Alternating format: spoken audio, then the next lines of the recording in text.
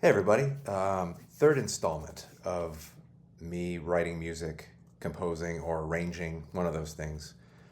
Today, I decided to maybe rearrange a song that I had done almost probably 15 years ago or so. Um, it's just amazing how far I've come and how I think about arranging and how songs should go. Um, so this is a tune called Fast Forward. And let's make sure this is recording. Yes, sir and madam. Okay, this is called Fast Forward. Yeah, it looks like 2010 to 2014. I like to date everything because, obviously, you just kind of see how far you've come in your development and your journey. So this is quintet for trumpet, tenor, piano, bass, drums, and I'm trying to get all the stuff in there. So here's a little bit of it.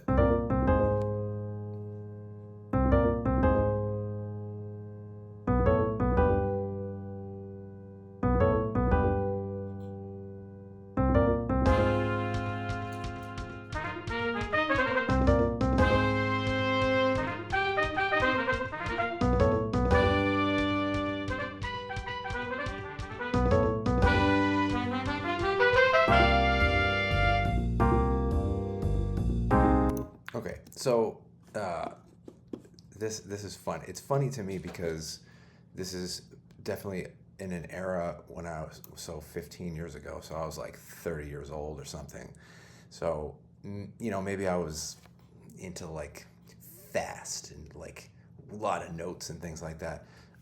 There's so much music that is like finale music. Like somebody composes on finale, and it's like unplayable. I think this is playable. It's pretty fast. It's called Fast Forward. It's pretty fast. There's a lot of notes, and it's kind of frantic, but I think it's playable. I've never played it before, but um, what I don't like about this is this whole solo section here. Now, first of all, I don't use those slashes anymore because I just started to think like you're using ink, and we know that's a solo section. We can leave blank measures. Um, I like this little send off, but then why go to five? It's weird. It should just go to like some other kind of thing. So there's a short solo section, which I don't know. We both soloing? Oh, it looks like trumpet and tenor are both soloing. And then it goes back to that intro kind of feel. So what if we just took out that section completely? So what should I do here? Should I make a new score or just kind of attack it this way? Let me see. Finale's so dumb sometimes. If I can make this a blank, okay. So I'm just gonna like redo this. Let's save this. Save this as um, fast forward complete score 2025. You really have to be organized. I mean, there's so many files. You have to like name everything and date everything. I think it's important. It's important to stay organized. Okay, so that looks good. So we'll just we'll just redo this. I was gonna make a new score and like I'll lay it out, but what happens if we just delete this whole thing? Because actually, the melody comes back in again, and then back to this dumb four thing or 5/4. What was I thinking there? Um, I like those changes though. Those are cool. I wanted to say the word cool, but then I saw trumpet Q. So cool, Kewl. And then you see what happens? It's in 5/4, and then the melody like stays in 5/4. Oh God, it looks hard. And then there's another solo. So stuff like this ends up being like a couple pages, But why? Goes back to 4/4 right there. All right, why? It's just too long. It's stupid. I mean, one solo section. This is just jazz, right? It doesn't have to be this big, epic kind of thing. There's a cat right there. Maybe she'll make another appearance. That first video was amazing. She's so cute. Okay, so this is what we're gonna do. We are going to just start working on this and just making this like really clean. I feel like I'm, it's really important to me to make charts clean. So many charts. I mean, so much music. How much music is out there, at least in the jazz world, that never lifts off because the way that it's written is bunk. Okay, so we're just gonna like completely eradicate this, and then, okay, now the thing is now how are we gonna connect the little send off here? All right, so let's start from measure something. Let's listen from measure 9, and how we get now. We have this whole gap that's been created.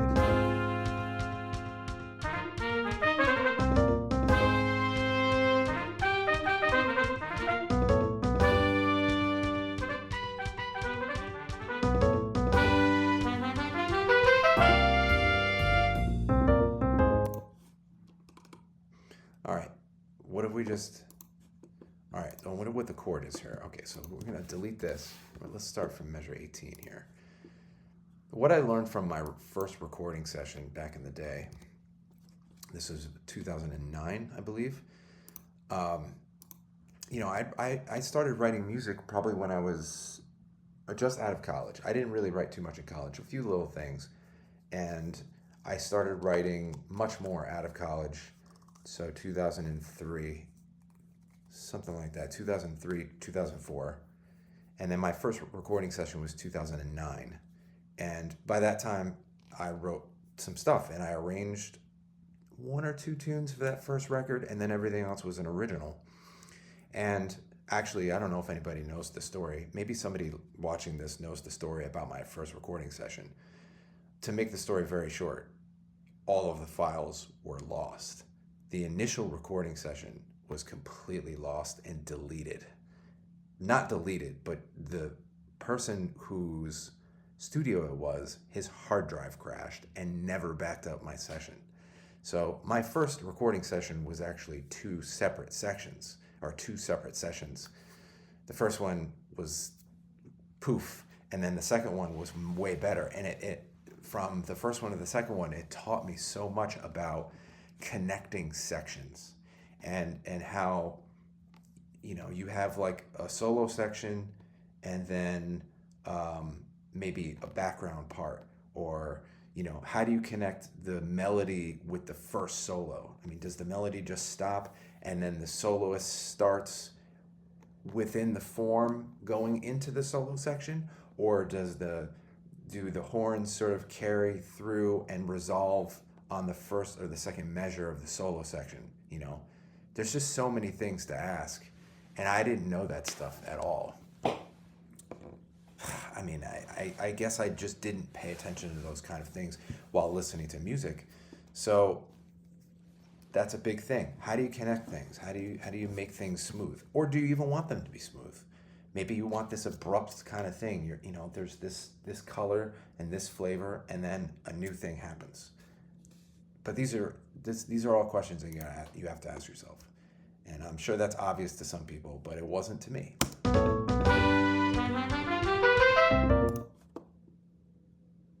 Okay, so maybe all right, so what is the chord here? I don't know. It's something. There's not really chords. So I'm like pointing. You can't see me point. Okay, like right here, there's harmony happening. So we have like C, B flat, C, A flat. So we have like it's like a B flat major dyad. Is that what that's called? A dyad is 2 and a triad is 3. Again, with terms, who cares about terms? All right, so do F. Maybe, all right, that would be G. And then maybe like an E. Ooh, what does that sound like?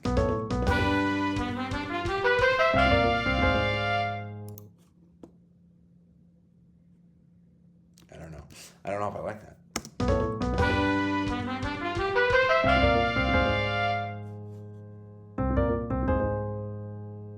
Maybe it shouldn't go back. All right. I like this little send off here. It's like these are the dilemmas. It's so hard as a writer too. I bet people who write novels and stories and things, you have this idea and you just love it so much, and then there comes a time where it doesn't really work, and you have to throw it away. I mean, you should write everything down. You should try to make everything that you think of happen and work. You should try, but it just doesn't always work. And then that's okay. I mean, you could save it for another song maybe, or just it wasn't a good idea and you just have to come to terms with that. So I love this little send off here, but what if it just abruptly ended? All right, here we go. So, and while I'm talking about this stuff, like these are things that it takes longer for me to, with words, communicate what's happening in my brain. Like when I'm doing this by myself and I'm just writing, these are like just things that just pop into my head and I immediately just do it. I just react and I just make it happen and delete and move things around. I'm saying it and describing it takes a lot longer. All right, so we have to go back to the melody because that might be kind of cool. Again, with an abrupt kind of thing. All right, from measure 9.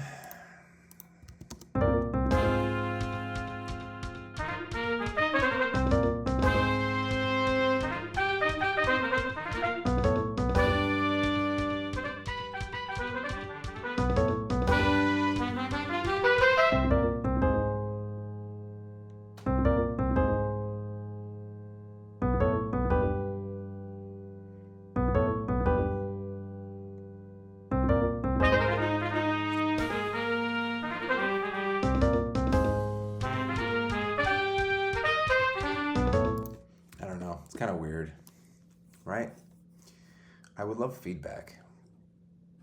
I would love to talk about this stuff. I love talking about writing music and process. I mean, this is kind of why I'm putting this out there, because I like talking about this stuff. It's fascinating. I mean, the end result is cool, but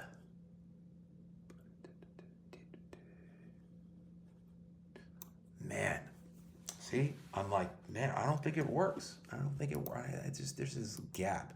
But also, if you've listened to something 1,000 times and all of a sudden it changes, it takes a while.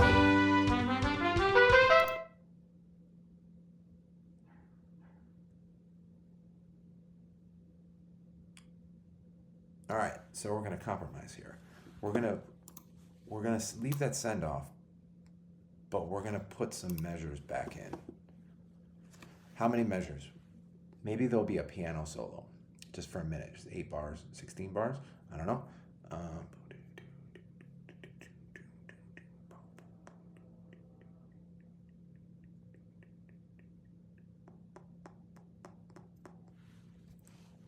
8 bars probably will do it. So watch this. Watch this wizardry. All right, so what are these changes here? So we got C7.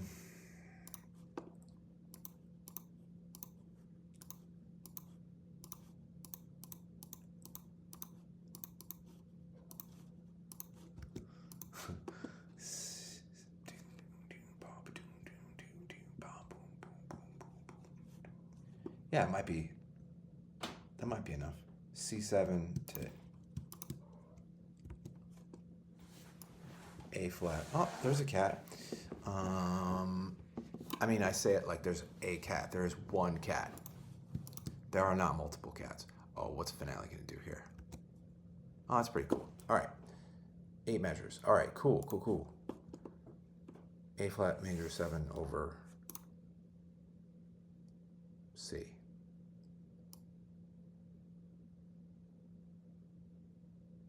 All right, so now this is some busy work, right? Like we have to like build these kind of things. Here's her. Wait, how do I get her in? There we go. There she is. Miss America. Miss American. All right. Ooh, why did I do that? So basically like this, right? And that's it. Okay, so I guess we could keep going, but I don't know. I'll try to build this up as quickly as possible. You know, ooh, I write everything in by hand, kind of. I know that there's probably a better way, but I've literally written, I don't know how many songs. I mean, 150, between 150 and 175 songs at this point. And this is just how I do it. Look at her right now. Look at that thing.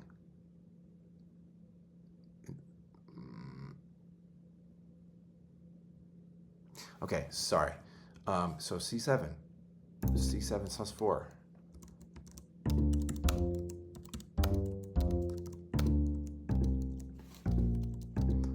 I'll probably cut and paste that. You know, I just don't care about what we're bass clef. Hello, that's E flat. Oh yeah, we have a key signature. A flat. Okay.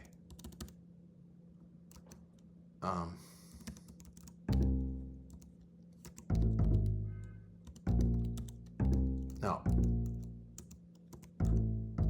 All right, let's just cut and paste that. Who cares? I don't care what it sounds like. No. Okay. Yep. All right.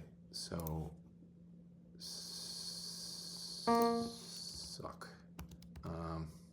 F, G. We're getting there. We're getting there. C, A flat, G, E flat, A flat, G, E flat, C. All right, so let's actually just cut and paste the whole thing. Just speed up the process. Hey, what is this gonna sound like? Is this gonna sound like junk? I don't know.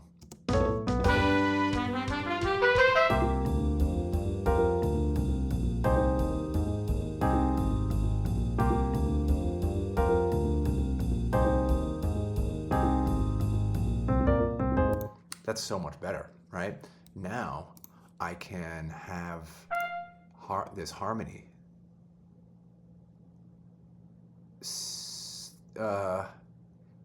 Yeah, let's change this chord. Just sometimes I do that. Sometimes I want a certain harmony.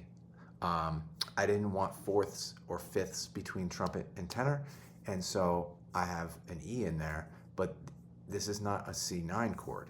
That's always a question, you know, for piano players and guitar players. I mean, there's just no right answer. If I write a melody and the melody note is a D, and I write the chord as C7 sus4, what if that 9, the D, doesn't get played in the chord? Like, oh well, right? Is it gonna sound off or bad or sour in some kind of way? Probably not. But then when you're writing music, should I write C9 sus4? I think probably if the guitar or a piano player doesn't have the melody on their part, which I do quite often, I do not show them the melody. I kind of want them to feel it out. If they don't have the melody, then they wouldn't know to put the 9 in their chord. But who cares if the 9 isn't in the chord? Anyway, let's change this chord because I love that sound. C9 sus4. Yes, whatever, who cares? Yeah.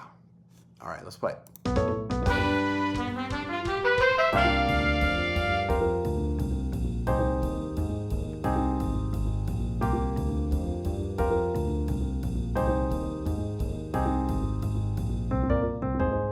That's great. That's great. So let's end the video here. We just accomplished just sort of simplifying things. Like sometimes when you have a song and it just goes on, and you know, once I started using DSs and codas and things like that, my charts started to shrink and get more readable. I also use colored pencil a lot.